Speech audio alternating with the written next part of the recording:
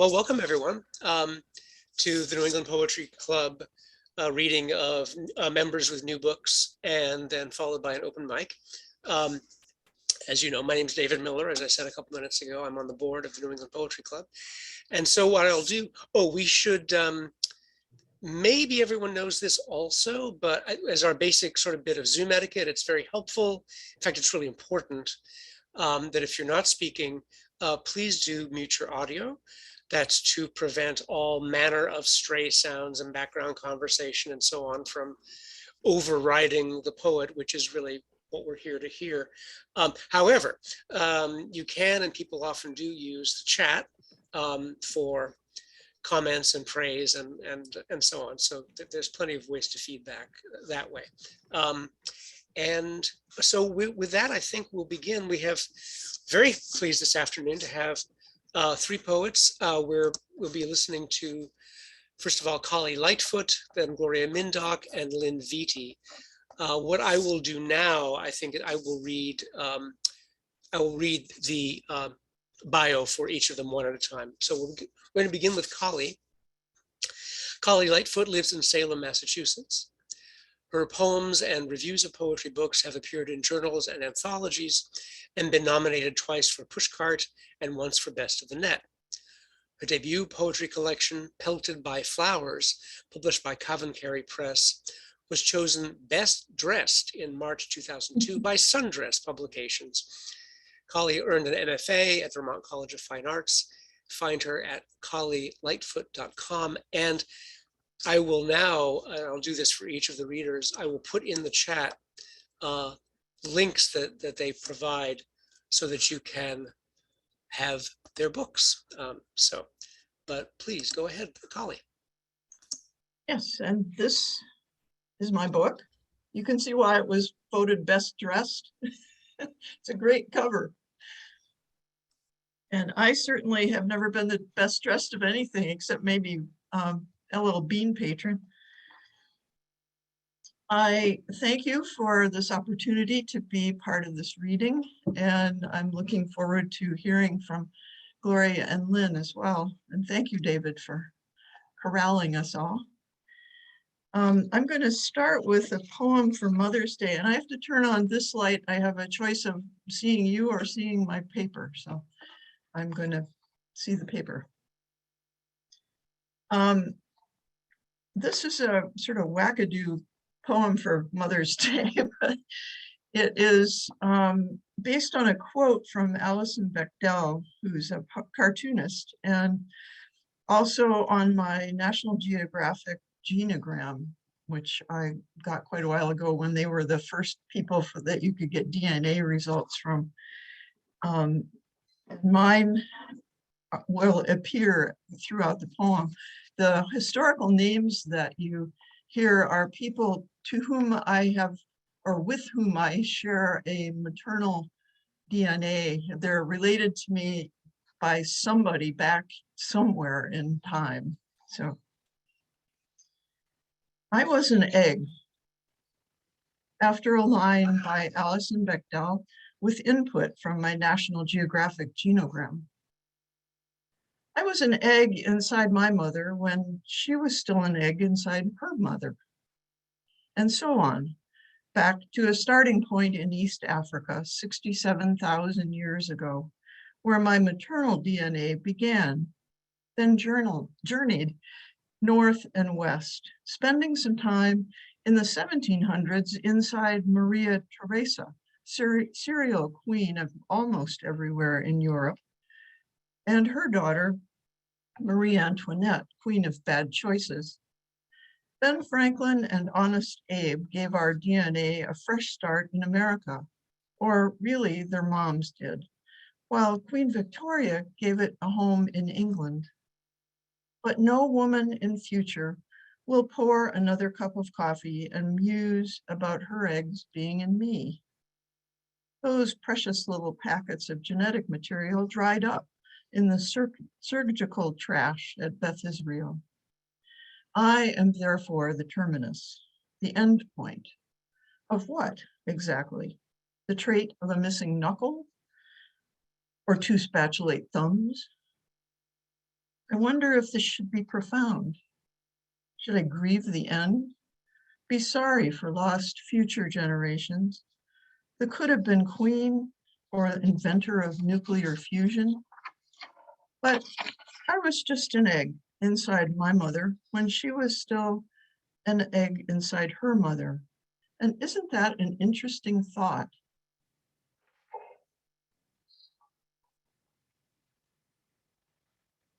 Okay, and actually that poem is in the manuscript for my second book, which I'm currently working on.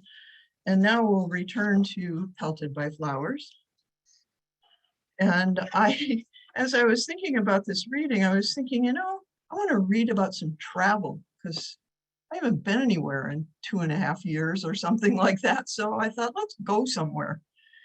So we're going to start out in Greece, where I spent a couple of weeks. And I think the thing that you need to know in this is the word Ella.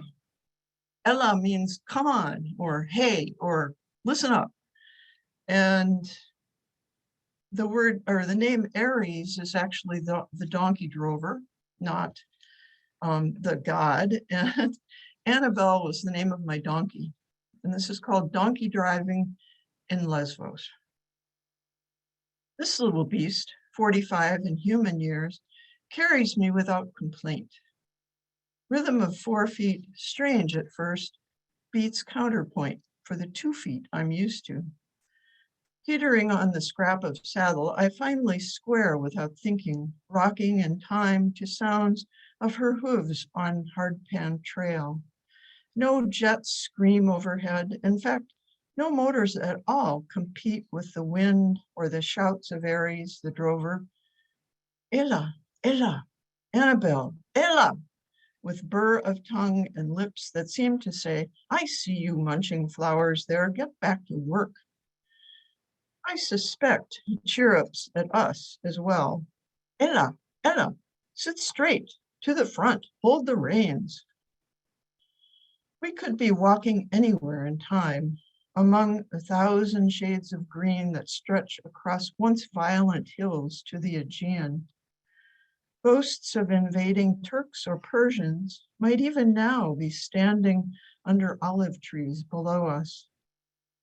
Swords raised, waiting for our swaying line to blunder into reach. Annabelle, oblivious to my imagined dangers, plods along unconcerned, dreaming of tasty blooms. Her ears snap at Aries, his chirps and showy irritation. Released by rhythm of hooves and voice, my mind reaches lazy over a gate, finds the latch, and floats above a garden, green hills, olive trees, the sea.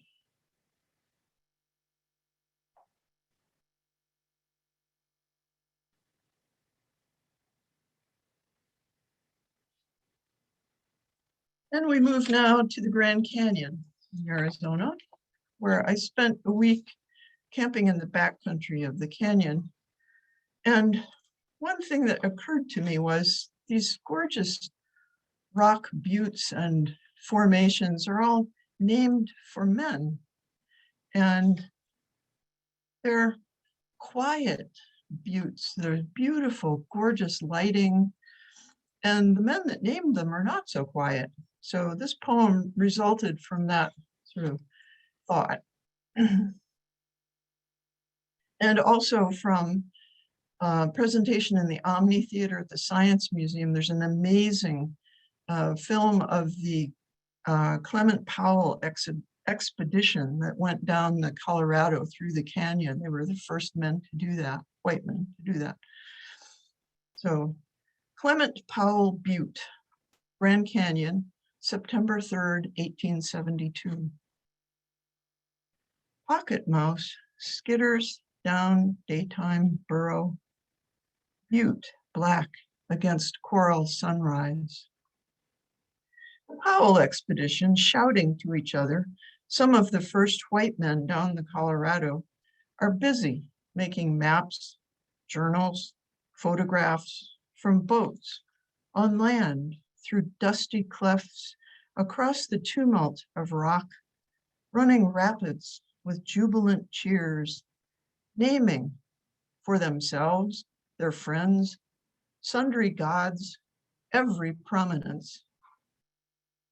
Butte, gray in purple dusk, pocket mouse stirs, watches hawk settle into night.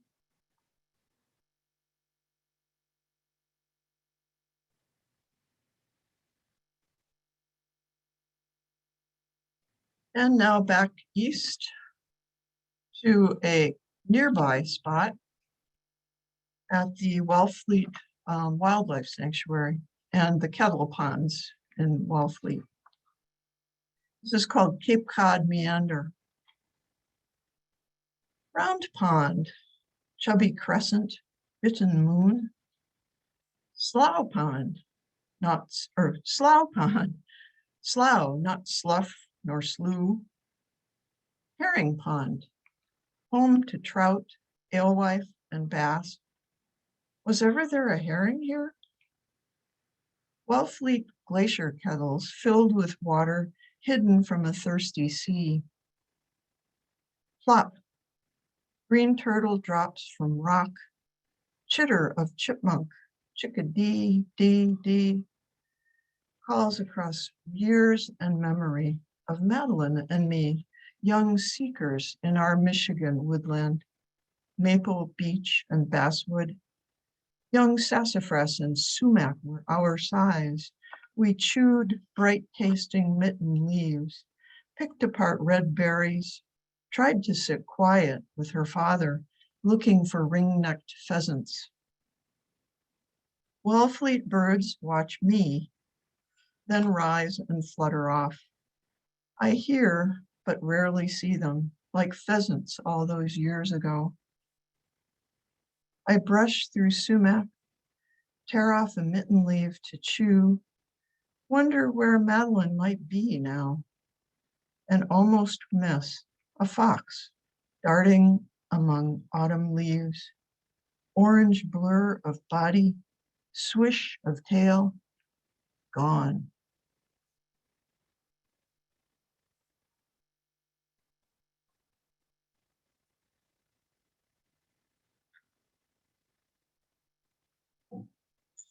And this next poem actually found a home. It's going to be in the next issue of the Lilly Poetry Review. And this is good for right now when I've been checking AccuWeather about every 5 times every day to see when it is finally going to get warm. Okay, here we go. Before there were weather forecasts, we humans looked for mare's tail clouds and mackerel skies, noted wax and wane of rheumatiz, listened for peepers and katydids, watched cumulus stack up or drift. We gazed without thoughts of intellicasting, stalled pressure systems, or radar towers. We ambled, foraged, and tended flocks under whimsical clouds. We lived in the unmapped paths of hurricanes that arrived unnamed. We squinted after nightfall into darkness, sniffing the wind.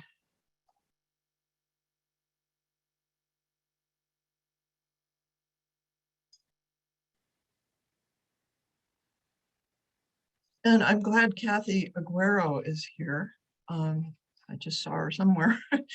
And this, the title actually comes from Kathy, although she doesn't know that yet. And this is a persona poem that I had some help on with from Tina Berry, if any of you know her. This is called Self-Portrait as a Grain of Sand. I used to be big, you know, biggest thing around, a goddamn boulder at the bottom of an underwater canyon. I was bigger than a house, but millennia have not been good to me. First, the water wore me down, spread parts of me all over the sea bottom, made me into a lot of me's, then receded, dried up. How should I know what happened to it? It disappeared. I just know that before, for a very long time, water filtered light and muffled sounds around me. Once in a while, a fish picked up bits of me and spit me a little ways. And mostly I just sat there, getting smaller, moving with the waves. Nothing sudden or scary, but now I'm truly stuck. The desert, heat, friggin' cold enough at night to crack a body. This place where I sit is a hiking path, really a stomping path, used to be a deer trail. It's the feet, always feet, bumping and grinding on me and not in a good way. They shove me around, carry me a few steps or a mile and shake me off in some new spot that's just like this spot. My dream someday to get into a boot, to get into a boot, then a sock, then a backpack, and fly to another place with trees and water. Wouldn't that be great? Carried to a lake somewhere, sinking to the bottom among the weeds, minnows flashing above me until I'm just atoms.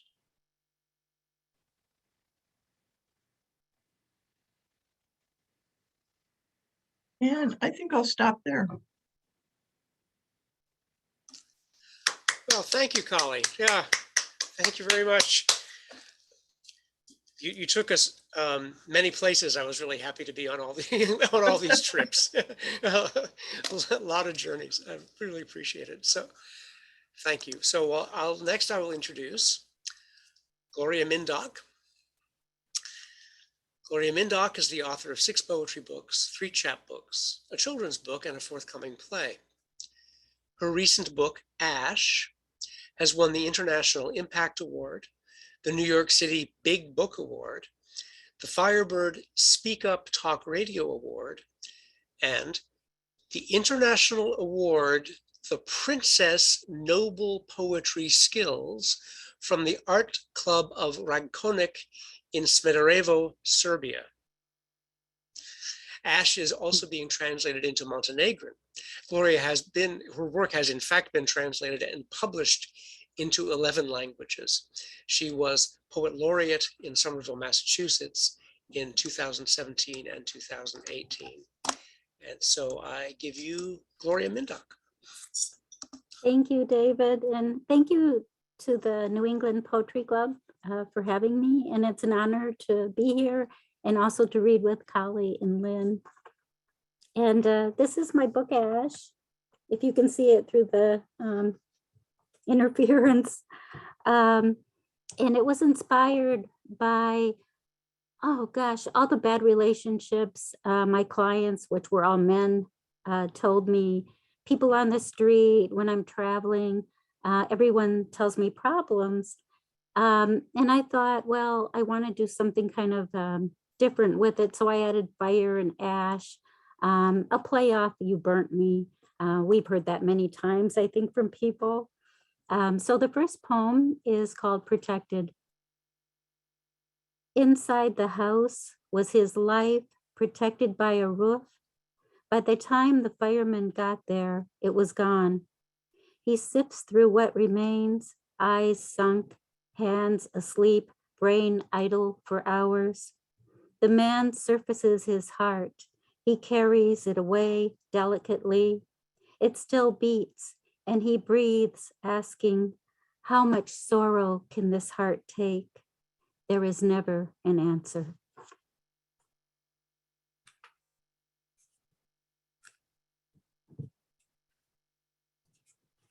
I had too much coffee. I can't turn the pages. This next one was inspired by a photo I saw from El Salvador. and it's called Factory. The body is weak, susceptible to illness, a factory where humans stand in line as Earth runs out of room. What will kill them? So many buried, no one visits the graves, yet their stones become tourist attractions. Someone left a Coke on top of one grave. They could have poured it into the ground. The soul wanted a drink, but the soil remains parched.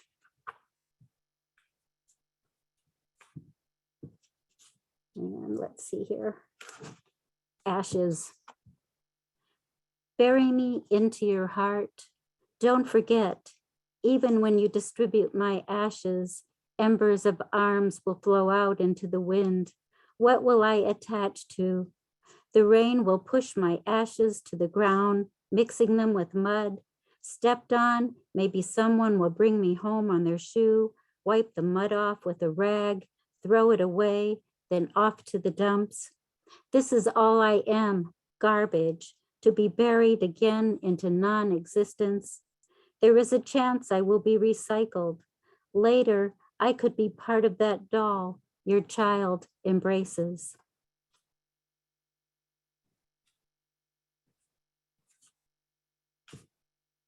I grew up in a Catholic family, and some of my relatives were very strict. So if you dropped a crucifix on the floor, when you picked it up, you would have to kiss it. My great aunt gave me a saint picture in these little, I guess in a jeweled frame, and said never put it in a drawer. I still have it on my Day of the Dead altar, and I got that when I was 7 years old, and I'm old now, so I've had it a long, long time. Also, holy water would come all the time from Pope John the 23rd. He's my relative, and I had also a cousin in the Vatican, so I was surrounded. So this poem is called What If God is Strict? I am looking for the right flesh with no bleeding, my voice free hanging from the crucifix, passion from these lips igniting sins to clot my mouth. Crucifixes break every day, are shoved into a drawer, collect dust in a thrift shop. Sometimes Jesus becomes so dusty that cleaning him is a problem. The dust too thick to let him resurrect. When he does, he sneezes. Maybe Jesus will develop an allergy, a miracle of life.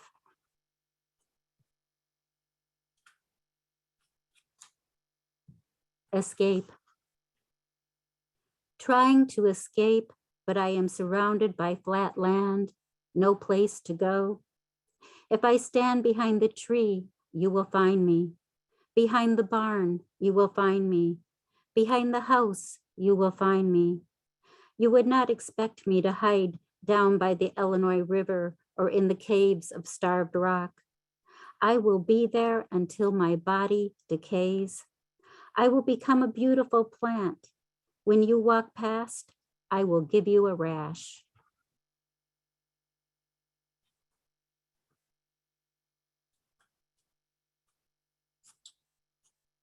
The next poems I'm going to read are influenced by true crime. I love forensics and murder stories, just everything. And of course, with bad relationships comes murder. And I can't pass that up. So this poem is called Enticed. George was abstract in his thinking, thought everyone should understand him, rambling sentences about fire, flesh coming off bones. It was all he could talk about. We all know the consequences of burning. It was the smell of burnt flesh that enticed him. George set fires wherever he could, watching people escape, watching them burn. Monster, cease, stop. The abyss will cast him into the infinite. George killed too many hearts. Extinction happens quickly. Buried to the earth, George found out the fire hydrant doesn't work.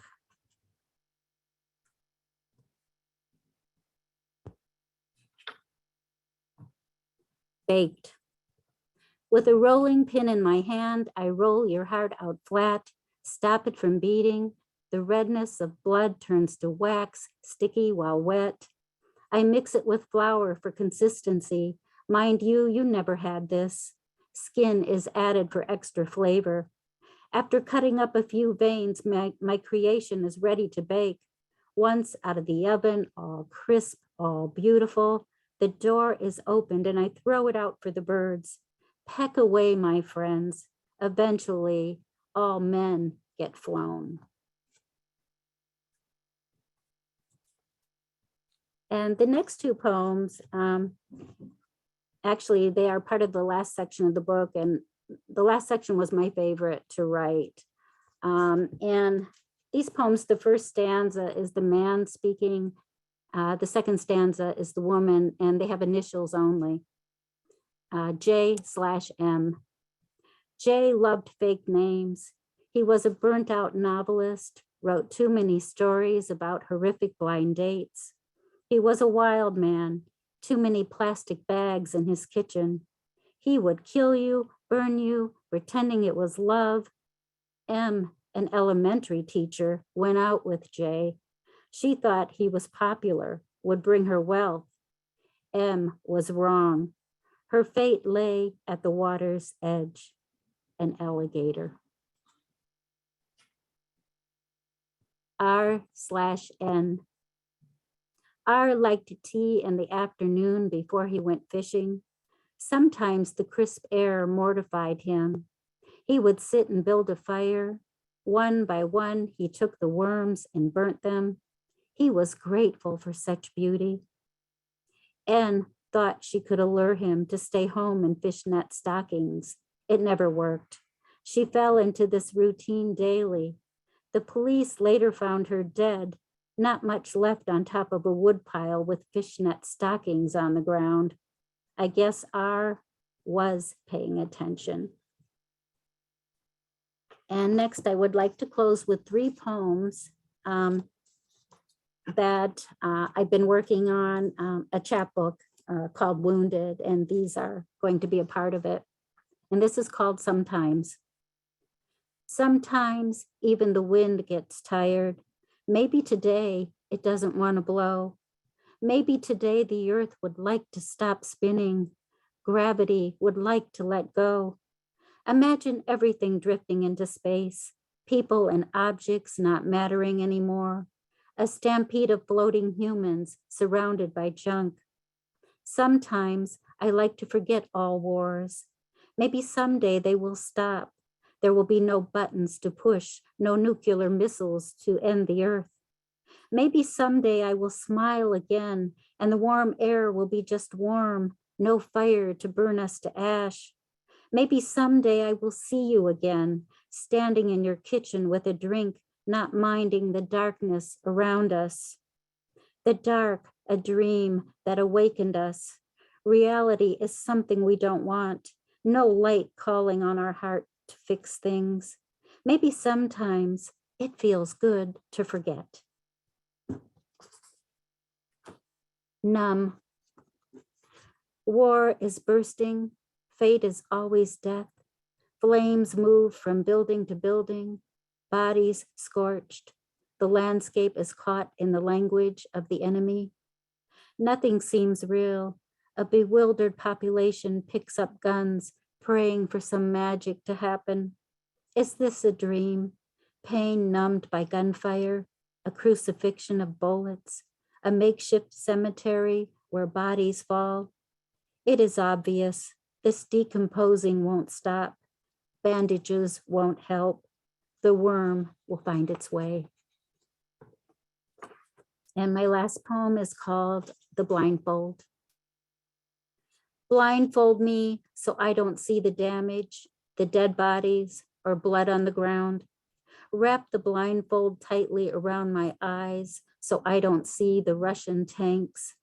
Puncture my ears so I don't hear the sirens that a missile is coming.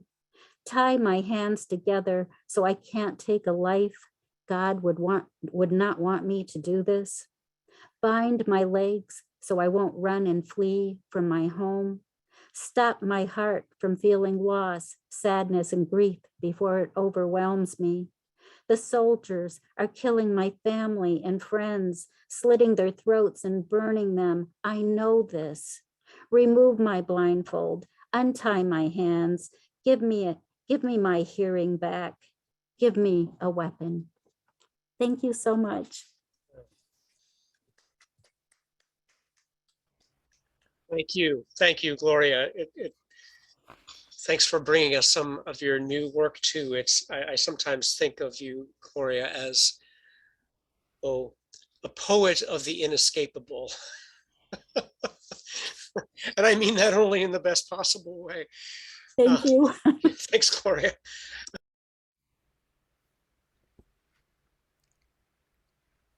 David, you're muted. Ah, you see, I was too diligent. Thank you.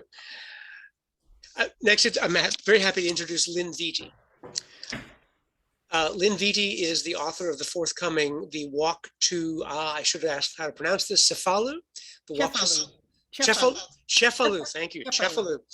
Cornerstone Press, Portage Poetry Series. Also Dancing at Lake Montebello, Poems 2020. 2 poetry chapbooks, Baltimore Girls 2017 and The Glamorganshire Bible 2018. And a short fiction collection, Going Too Fast from 2020. The poetry, nonfiction, and fiction have also appeared in over 150 journals, newspapers, and anthologies, including The Wire, Urban Decay, and American Television, The Baltimore Sun, Welcome to the Neighborhood, You Can Hear the Ocean, Bad Hombres and Nasty Women, and Baltimore Anthology. She has been awarded recognition in the WOMR Joe Govea Outermost Poetry Contest, the Allen Ginsberg Poetry Contest, the Fish Publishing Poetry Prize, and the Glimmer Train Short Fiction Contest, and has received nominations for Best of the Net and the Mass Book Award. Viti teaches writing and literature classes and community education programs and leads poetry workshops in the Boston area. And I will drop her links in the chat as well. But welcome, Lynne. Thank you. Thank you, New England Poetry Club. And it's really a treat to read with Callie and Gloria. This is really very exciting. My first full-length poetry collection, which I will read several from, is Dancing at Lake Montebello. And I had the not great fortune to have that drop in November of 2020. So that's why it's still new. It will be moving to not so new when my next collection comes out. I'm going to start with a new poem in recognition, I guess, of Mother's Day. And the poem is titled, "This Poem is Not for the Male Judges, nor for the celibate male priests, not for the father, nor for the boyfriends, nor the husbands. This poem is for our mothers who miscarried, for our mothers who endured labor pains for days, for our mothers who had stillbirths, for our mothers who had safe legal abortions, for our mothers who had unsafe illegal abortions, for our mothers who had no prenatal care, for our mothers who went to the best obstetricians, for our mothers who did Lamaze breathing, for our mothers who were put into twilight sleep, for our mothers who had epidurals, for our mothers whose babies were breech, for our mothers who had cesareans, for our mothers who had episiotomies, for our mothers who had perennial lacerations, for our mothers who had vaginal tears, for our mothers who wanted us, for our mothers who were not sure they wanted us, for our mothers who did not want us, for our mothers who gave us up for adoption, for our mothers who kept us, for our mothers who loved us, for our mothers who taught us how to be mothers, for our mothers who taught us how not to be mothers, for our mothers who taught us how to not be mothers, for our mothers who were, are, or shall be now and forever. Okay, I want to read this poem about my mother, which is in my first chapbook, just because the rest of the poems are not about my mother. And this is set in Cumberland, Maryland, probably in the teens and 20s. Girl at a desk, Maryland Avenue School. She stares into the camera, no trace of a smile. Her dark eyes look straight at you. Not more than 10, thin, with a mass of dark ringlets.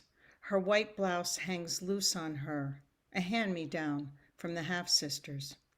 You can't tell that she's motherless. Lives with her father and the grandma, lives in a crowded old house. The 3 girls sleeping together, this one stuck in the middle, not much room, but at least she keeps warm. The classroom is empty, though it's likely the photographer lined up the children, told each one to sit quiet while he looked through the viewfinder, made them keep still, clicked away until he'd captured them all. Boys who would go on to work in the tin mills or the Cumberland coal mines, where the pay was good, but the air would soon corrode their lungs. Early death was unavoidable. Girls who would marry, have too many children, who'd endure the hard times to come, but that was a long way off, a decade ahead. On that spring day of school pictures, the teachers, all single women, lined up in rows in front of the brick school for their picture, standing at the exact midpoint of the 2 entrances, one proclaiming girls, the other boys. The photographer arranged the teachers by height. Giggling, the children stood on the narrow sidewalk, giggling as the photographer said, "Say cheese, ladies." The teachers couldn't stop laughing. That was the day the girl at the desk made a vow to be like them, to be one of them. She wrote the word in her copybook, teacher. Then, I will be a teacher. There might be a husband, maybe children, maybe not. She walked home in the bright afternoon light, her plan, her wish, pressed against her chest.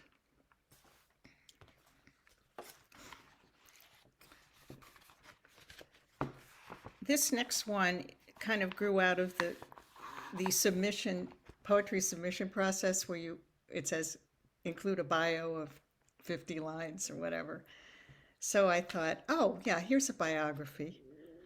Here's a different kind of biography. These are mostly set in Baltimore. When there's any kind of very local point, I'll give you a note. And this one is North Avenue is a big dividing line between really downtown and sort of moving out towards more the outer edge of the city. Biography. White girl, born in the city, grew up near the county line. Catholic school, Navy jumper, nuns in round white collars. Negroes, only saw them when we went downtown, on the streetcar. After North Avenue, when you looked around, there were hardly any white faces. When the school day was done, the bus filled up with teenagers heading deeper into the city, their school books stacked under their arms. The boys gave up their seats to the girls. I breathed the air of segregation, taking it in, hardly knowing how it worked in this border state city of unstated rules, takeout only, segregated pools, separate schools, public or private, secular or parochial, separate movie theaters, separate stores. I graduated from saying colored people to Negroes. Still, everything stayed separate. Brown-skinned bus drivers, trashmen, busboys, day cleaning ladies, white teachers, doctors, priests, Girl Scout leaders, hairdressers. My black and white TV world, Nat King Cole, Eartha Kitt, small figures with big, rich voices coming from our Sylvania. They looked so small. That was the air we took into our lymphatic vessels, our blood, our reproductive organs. It was our field vision. It would be years before we'd awake, or refuse to see we had not sensed a system behind the screen.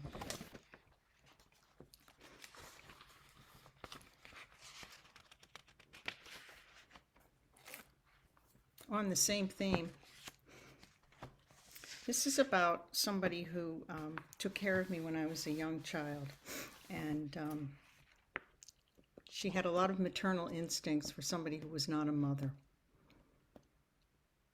Inheritance. A fair, freckled child who knew only one person with dark skin, hair that crinkled at the temples, with eyes the color of the garden earth, might be forgiven for thinking that this woman, who each day walked from the streetcar stop on the corner to the child's home, spitting distance from the city-county line, should marry. Marry was what grown-ups did. Her parents, aunts, uncles, all married. Only the priests and nuns were not. Like the cardinals in the yard, the red male, the dun-colored female, everyone should have a partner, be one of a pair. The child might be forgiven for foolishly suggesting the woman who came to cook and clean should wed the man who pushed a broom at the brick building by the alley, an office building owned by a white man the child never saw, only heard his name spoken, Mr. Something or other, a forgettable name. But Mr. Fitcher, the handyman, was handsome. He wore tan trousers and a white shirt. The child's father called him Fitcher, never Mister. When the child revealed her matchmaking plan for Miss Burnell to marry Mr. Fitcher, her father laughed. Fitcher was already married, had kids. The child's imagination hadn't stretched that far. She couldn't envision Mr. Fitcher with children, a wife. She thought he slept in the office building. She saw him every day but Sunday, working in the alley near the back door, always in motion, carrying boxes, hosing down the boss's car, hauling junk away in an old Chevy pickup. Privilege let her grow tall, gave her a voice people listened to. Miss Burnell worked hard, liked her drink on a Saturday night, had a couple girlfriends. Whether drinking pals or lovers was never clear. She worked till she was 65. The crinkly black hair turned salt and pepper. The emphysema came in her later years, after the riots, after all the houses on Biddle Street were razed. The girl grew up, married, had a baby, sent photos to her old... What should she call her? Who was she besides Burnell? Babysitter, housekeeper, nanny, minder, the one always there after school day ended, when the girl burst in with her book bag, asking, "What's for supper?" The one who called the mother when the girl had a fever, or when the insurance man or paper boy came to the door to collect the payment. Call her by her name, Miss Brown, who came north from Virginia before the war, who taught the girl how to iron, how to make pie crust, who asked the smallest of favors. Bring that vacuum cord down here, run upstairs and get me that dust cloth, who said, "Thank you, baby, I'll dance at your wedding." A photo of Miss Burnell Brown hangs on the wall. She lounges, draping herself on the double bed, smiling. Moments before the shutter blinked, she had a coughing fit. She looks resigned, her Bible and the radio nearby. She lived another 6 years. Then the diabetes, the bad heart, the emphysema carried her off.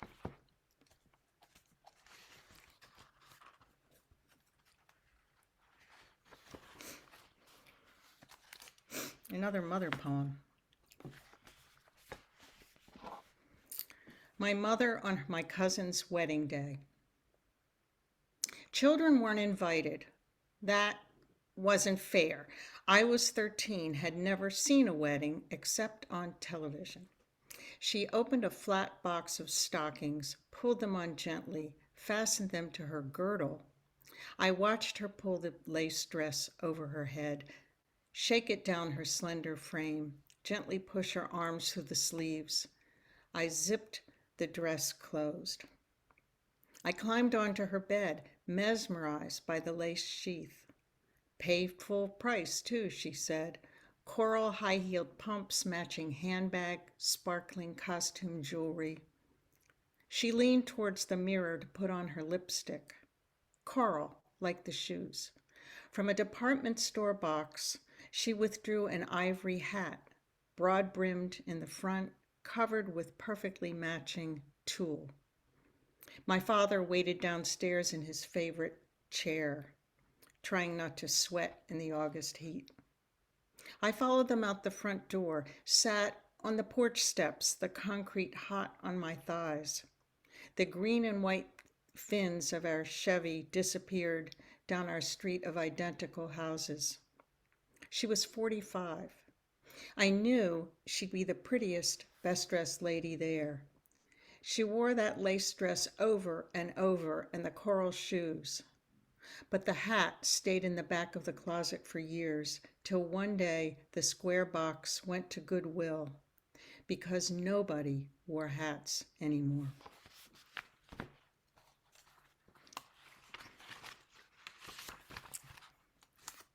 I'm watching my time, David, so kind of wave at me if I'm getting close to the end. I have a couple more. 2 more should do fine. Yeah. Okay, good. I only have 2 more. This next to last one is called Dancing at Lake Montebello, and we actually did dance around the lake.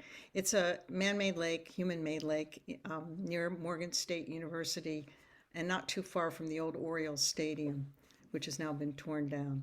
It's the water source for Maryland. Dancing at Lake Montebello. The road at night was ours. We sang happy birthday to you, who cajoled us to dance around the edges of the reservoir in the headlights of our parked car at midnight. Friday nights, we glued ourselves to the sofa in your family's den. You explained who Oscar Levant was, why we should be amused by his patter. We heard Thelonious Monk play jazz in a black box theater. You steered us to the best Chinese food in town. You schooled us. This is how we first saw the world splayed open before us, for us. And one last one. One of Baltimore's nicknames is Charm City. I think it might be ironic. Sometimes called Smaltimore. Charm City. Downtown disappeared as we packed up our childhood things, went to college, resisted the pull of home, succumbed to the scent of independence. We didn't know about birth control, weren't ready for sex, spent hours gazing at fashion photos of formal dresses for proms or military balls at Southern men's schools. We borrowed long white gloves, clutch bags, fake pearls, monitored our alcohol intake, fended off advances, watched foreign films with subtitles, learned to roll joints. Uptown, we practiced our driving, took our road tests. City buses were for others. We were meant for better things. Downtown, the department stores packed up, moved to the suburbs. The posh steakhouses grew tired and empty as their patrons died off, grew too old to travel, began to lose their teeth. The shopper's favorite drugstore closed the counter service, where we lunched on tuna sandwiches, chips on the side. The management avoided sit-ins by agitators from local campuses, undergrads of different races in pressed chinos and V-neck sweaters. Secretaries and file clerks tottering in heels across cobblestones, over trolley tracks, leather bags in hand, once ubiquitous, disembarking from city buses each morning, vanished almost overnight, along with the appellation Miss. The boy we celebrated because he could drink a case of beer and not pass out was drafted into 5th Infantry C Company, died in Quang Tri Province, the memory of his round face, his beetle haircut, so faint now. We traced his name on the wall. Downtown, the cranes went to work making a shiny marketplace in the footprint of the old harbor. The spice factory migrated to the county, dispersed cinnamon air among cul-de-sacs. Shops and row houses burned, were abandoned, boarded up. Then the hometown football team sneaked out of town at midnight. The moving vans headed west to the city of Indians. Thank you. Wow, thank you, Lynn. That's you know, I'm seeing both a kind of a 10,000-foot view of things and also looking right in front of me at the same time, which is terrific. So thank you very much. Thank I'm going to put everyone's links back in the chat, but let's give a round of applause to all three of our readers, please. Okay. Yeah, visually and otherwise, because I'm speaking, I've got my audio, so there's a sound for all of us. If I could ask Lynn, what was the name of that poem, that last poem that you just read, Lynn? It was Charm City, and it's actually in a new anthology that Rafael Alvarez, who was one of the writers, script writers on The Wire, and he's a journeyman journalist in Baltimore, has just assembled, called A Fighting Place, A Lovely Place, A Fighting Place, A Charmer. Charm City is the name of the poem. Thanks. And this is the time we have for Q&A before we get to the open mic. Let me mention just quickly, we have, as of this moment, 2 spots left on the open mic if anybody wants to claim them. We have 2 more spots. But otherwise, yeah, questions for any of our, or comments for any of our readers.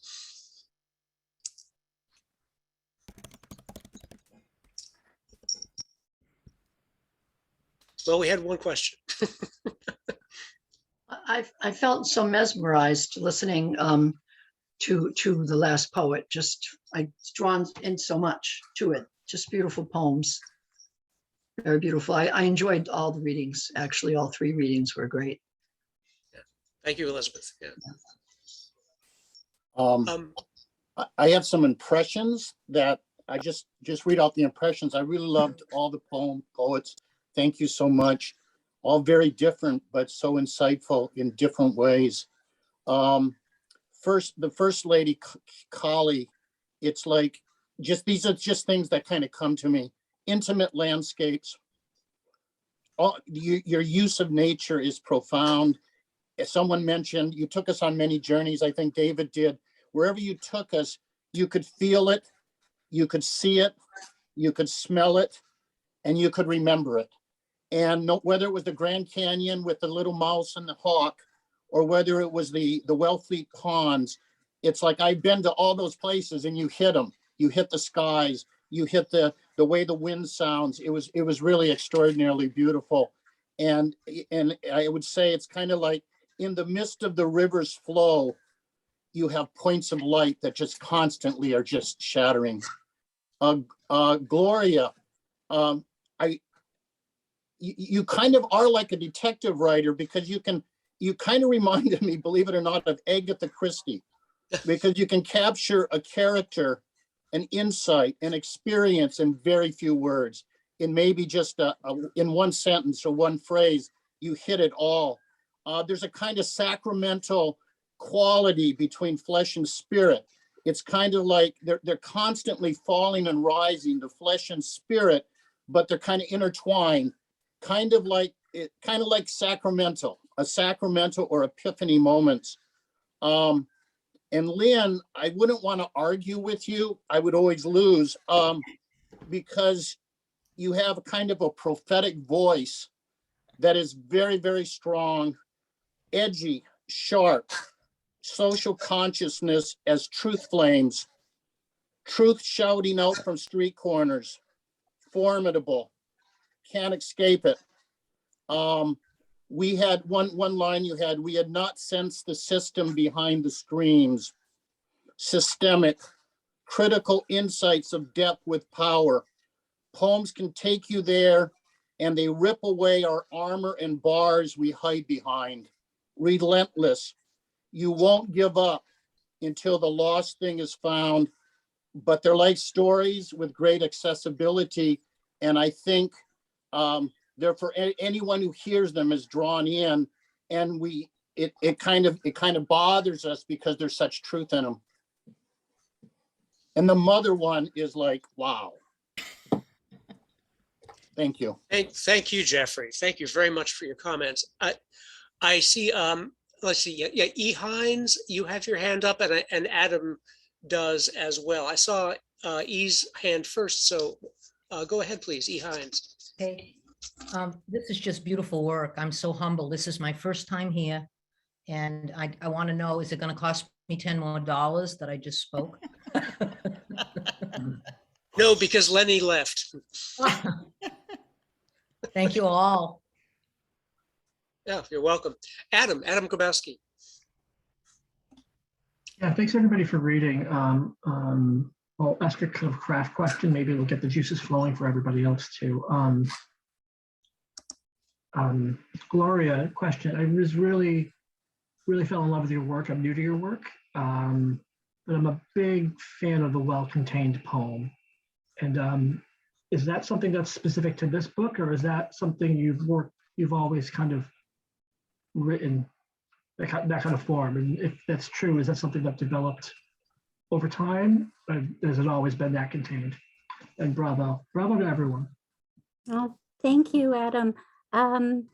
I would say it was a process. You know, my poems have always been pretty short. I don't know how to write a long one. They end up pretty bad if I do. I guess I can't, I don't know what to say. I can't exactly write long. It just always ends short for me, and I like things blunt and to the point. And so I would say it developed stronger with this book. I don't know if I answered you okay. Perfectly fine. Thank you Oh, very okay. much. It was just kind of to stir the pot. But again, I really liked your work. Thank you so much.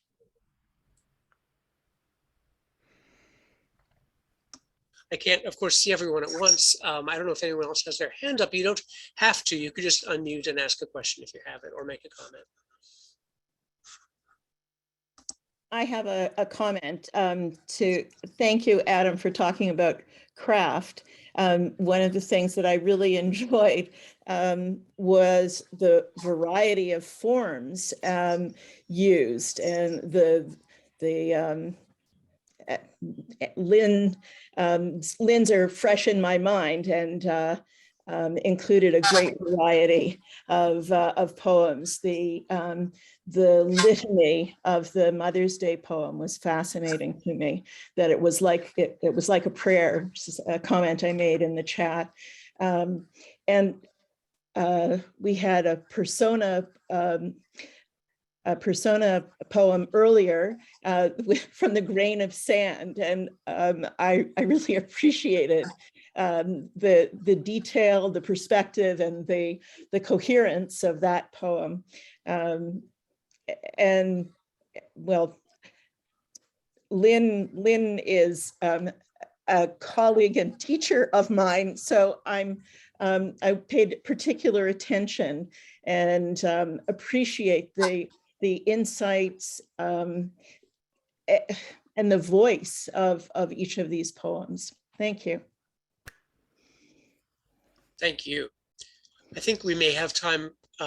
We'll want to get to the open mic, but if anyone else, we could take another comment or question. If there's something else, somebody else. All right, I don't see any hands up. Thanks everyone for commenting. So we're going to move right then into the open mic, and so the first person up is Jeffrey Brommer, and he will be followed by Adam Grabowski. First, all the mothers, happy Mother's Day. This poem I wrote in 2001, 20 years before the love of my life passed away. And she was of a previous marriage. She had 5 children, 9 grandchildren, and 6 great-grandchildren. A 7th is on the way. And it just called, I read this to her in 2001. It's called Love of a Woman. The love of a woman is like a visit to a foreign land, or perhaps a new universe to explore. That is the way I feel about you. Living with you, I need not board a plane or take a long car or train ride, because each day with you is new, an exotic adventure filled with new sights and sounds, new awakenings, deep, deep stirrings within. You are the most beautiful of landscapes, and the history of the universe resides in you. In you, I experience the birth of the cosmos and the rise and fall of empires. I meet both Helen of Troy and Cleopatra. I ascend the highest heights of Everest and reside in the tropical fragrant gardens of Nepal. You are all the oceans and all the world's lakes and seas, the bluest of skies, the most hot and starkest of deserts. You are the high flowing grasses of the plains and the deepest, darkest forest. With you, I experience all moods, the changing seasons and all weather, blizzards and monsoons, the falling of golden leaves in autumn and the burst of the first crocus in spring. You are the east, the south, north, and west of all latitudes, the beginning point and the end, the center of and the most distant circumference. You are mystery and chaos, centered and extreme, everywhere and nowhere, the birth of all fantasies and the end of all dreams. Thank you. Thank you, Jeffrey. Thank you very much. Adam. Hi, everyone. It's my first time here. I'm really happy to be here. I'd be remiss if I didn't point out how great it is to hear Callie read for the first time. She and I share a college in common. So it's a rare treat. I suppose this would be the opposite side of Jeffrey's poem. It's called Separating. Though you found me, chose me, and slipped yourself inside, you pulled me off of you now like a wedding gown set on fire. Conflagration of desire and what else? In this home we've made of children and our howling, you left. A slow suitcase packed with so few essentials, you're bound to return. This dress, that diary, and what else is there for me to do but gather each decision made together and swallow what needs swallowing, jab hard at what can't be swallowed, bringing it to my breastbone and hold it there until I decide what to do next. Outside, in front of the garage, in the shivering floodlight, a handful of boxes and myself burning. Again, thank you very much. It's been a great reading. Thank you. Thank you very much, Adam. Next, we have E. Hines, followed by Monica McAlpine.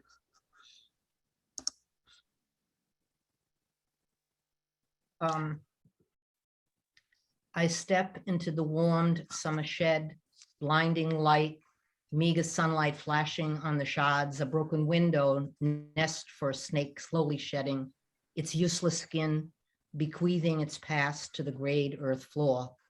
I nearly step on the now frenzied snake snapping wild in the air. Have I intruded on some sacred ritual, seen a nakedness not meant for me? Between my skin and muscle, quivering with fear and reverence, remembering my own sinuous path to here, duplicitous, double-blinded, delayed, escaping my numbed human step, the altered snake slips beneath the fractured wall. Only then do I dare to touch the ghost skin, cold remnant, beautiful danger. Startling eyes preserved in the cast-off skin, turning pieces of myself in the broken mirror. On the exit wall, flashing sunlight, distorting my own queer body, turning at the threshold. Suddenly, the near ocean, rough and loud, the wooded dune behind the shed, quietly active, coyotes softly whimpering in their shaggy fur, foxes snapping branches under small, soft feet, braving the growling hungers that drive them desperately into the day, birds' wings panicking, singing I've never heard. And suddenly I understand all we hunters and preys, moving in a silence of violence, to remain invisible, to continue in our changings toward death. Caught beneath the snake and the wild hill, unable to see, I hear the ocean, and only the bird song seems safe. Perhaps it lies beneath the house, listening for my deadly steps, listening for vibrations of my voice, Is my breath enough to startle it? I want to whisper to her in the dark, tell her to tell me her secret lives, as in myths. Will I be transformed into a man by some magic angry god, visiting from beyond, a lover who leaves behind the naked empty? Or have I mistaken all of this for a long, complicated sentence in a language I cannot speak? Thank you. Thank you. Monica, I briefly muted you because we're getting a little bit of interference, I think, from you, but now please unmute and go ahead. Thank you. And thank you to the New England Poetry Club for this wonderful afternoon of poetry.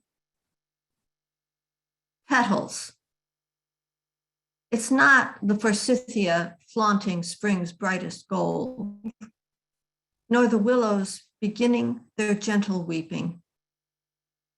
It's the magnolias, buds bulging with promise, that transport me to that far distant season when I came upon them lying together on a lawn petaled pink and white, a fleshy auburn-haired woman, and the man I loved or thought I loved, who did or didn't suspect and who didn't love me. Thank you. Oh, thank you, Monica. Next two are Ralph Culver, followed by Tom Laughlin. Thank you, David. Hi, everybody. Happy Mother's Day. My Mother's Day, it's been a wonderful reading, first of all, but I'm going to read a poem dedicated to my mom on Mother's Day. I think it's hard to sort of escape that theme. So this is from my new book from Mad Hat Press called A Passable Man. And I can put a link to that in the chat. The poem is called Certitude. Mary Culver, 1922 to 1996. My mother in her pale blue bathing suit, a one piece, the same tone as the summer Pennsylvania sky above her, her back to the camera, seated on a blanket in the grass by the pond's edge. The day is bright, and the wide-brimmed hat shades her as well as concealing her face from the lens. There are 3 ducks on the water to her right, grouped close together, and though her face is hidden, it's quite obvious from the angle of her shoulders and the cant of the hat brim that her full attention is on them. I've examined this photograph closely on numerous occasions, and each time I do, I remember an evening when we were browsing through the album together at the dining room table, and when we came to this picture, she softly touched the edge of the print with her hand, as though asking herself if she had ever been happier than she was in that moment, and knowing the answer and saying nothing.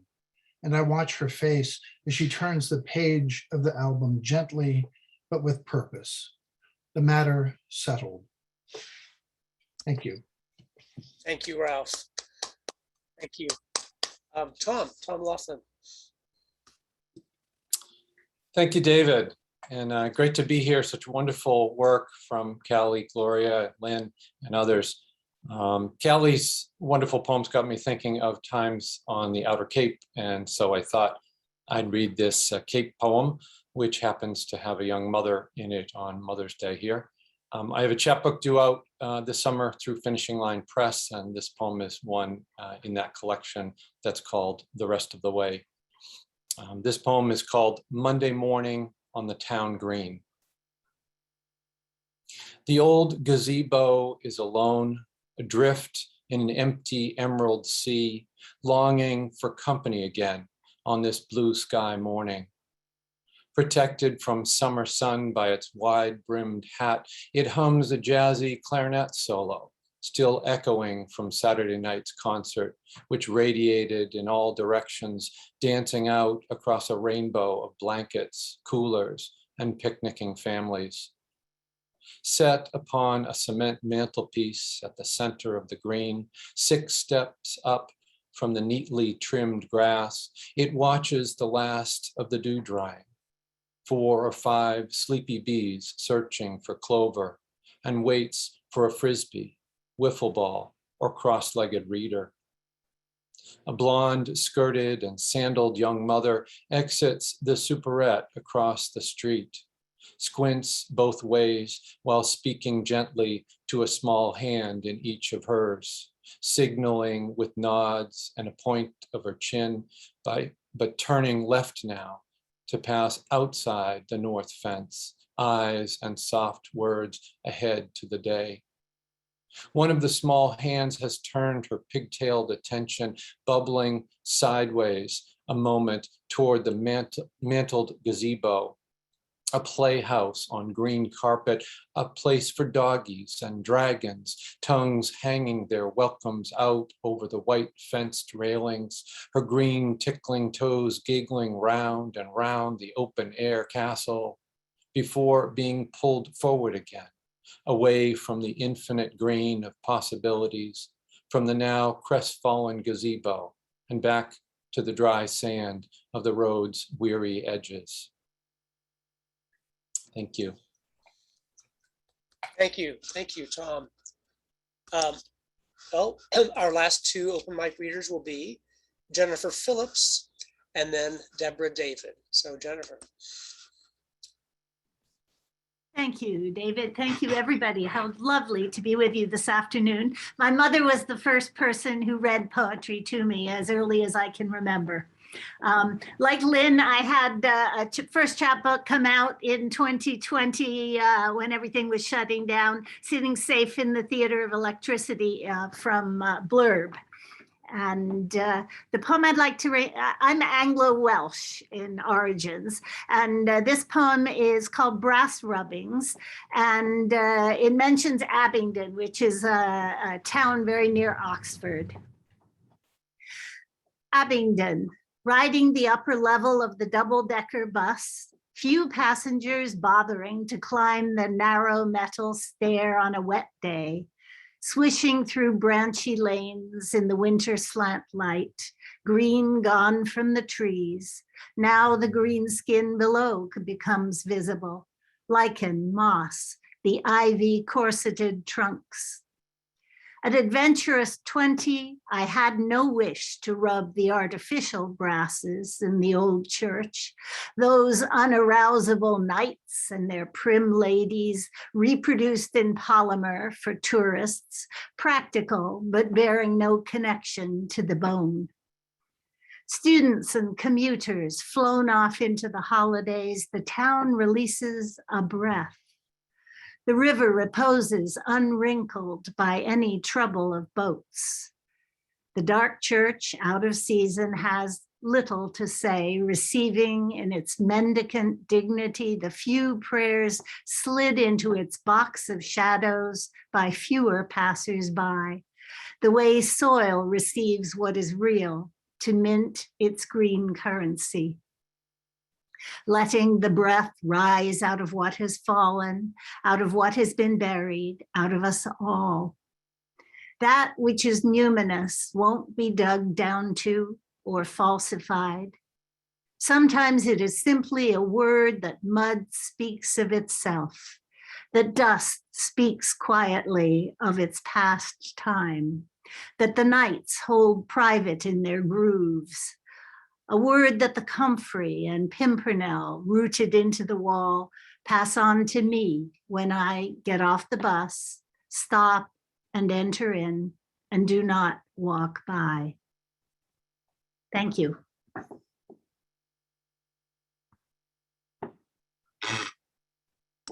Thank you, Jennifer. And then Deborah David. Thank you. I'm also delighted to be here today. Thank you to Lynne for making me aware of this wonderful event, and I've very much enjoyed the reading.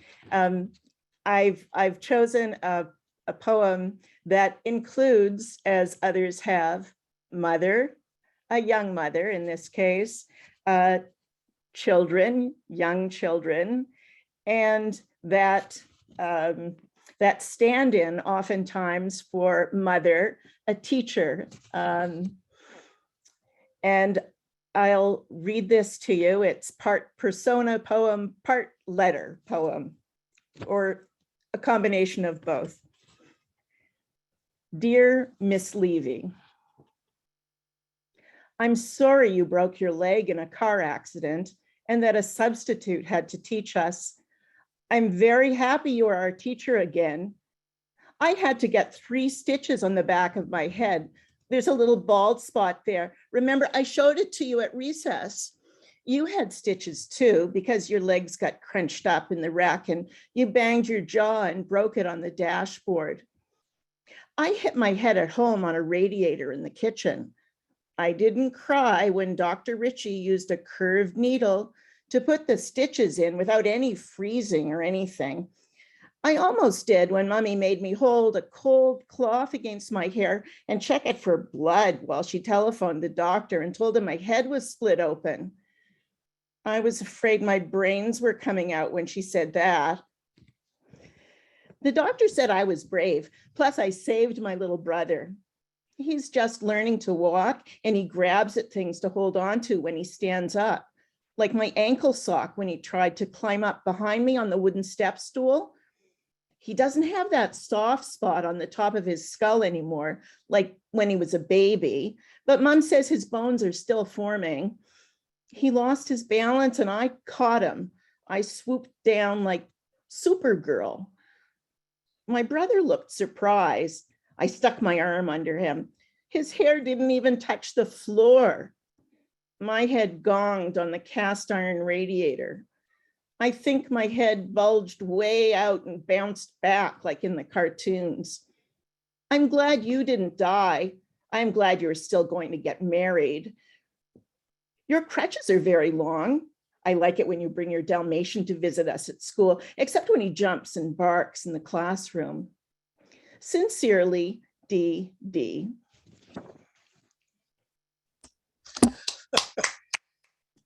It is remarkable any of us survived into adulthood. It's totally improbable, but here we are, and thank heaven. Thank you, thanks everyone for the open mic. We can feel free now if you want to unmute and make audible applause and say things, because this is we can interfere with each other now. Thank you. Thank you. Thank you very much. Thank you, everybody. I'll read one if you have time. Well, yes, we could do one more, sure. Okay. Yeah, why not? This is my second piece ever. I'm just getting into this. Fantastic. And I've enjoyed this meeting very much. I thank Lynne and Viti for telling me about it. And so here I go. This is titled Reflections on a Life Well Lived. It all began so quickly. I hear an overture playing, Beethoven, Mozart, Vivaldi. My soul is embraced by what the music is saying to me. Then tears, feelings, need, touch, infatuation, obsession, coercion, confusion. I am swept up in all of it. What will become of me? Mother is no longer in this world. A horrible disease has taken her away. I'm still a teenager and she is no longer here so that I could ask her what is happening to me. Advice is obscure. Caring has disappeared. Loved ones are too busy with their own new beginnings. They all left in search of something that would allow them to be successful, ambitious, wealthy, or content. Why was I not the middle child? I'm the youngest. Is this all normal? What is normal? I remember saying, don't let this ruin us. Nobody understands. Oh, if only I had been born at a different time. It's easier to be me today, isn't it? Reflections now, memories of happy times, 2 lives built together, successful and enjoyed. Experiences, travel, careers, interesting and exciting stories to tell. I now own the reflections of my life, the memories, the love. I do not embrace a single regret because I have none. When I am gone, don't feel pity. In these lonely years, I was never lonely. I had a mutual loving relationship for 32 years. Please understand and believe that the life I chose was wonderful. Thank you, Sylvia. Thank you. Yeah, I'll just put one thing in the chat because a lot of, several people have mentioned this is their first time here. And so if you're not already a member of the New England Poetry Club, there's a link. You may want to consider joining. It's a great organization to be part of. But again, let's thank, again, applause for all our readers, featured readers and open mic readers as well. Yeah.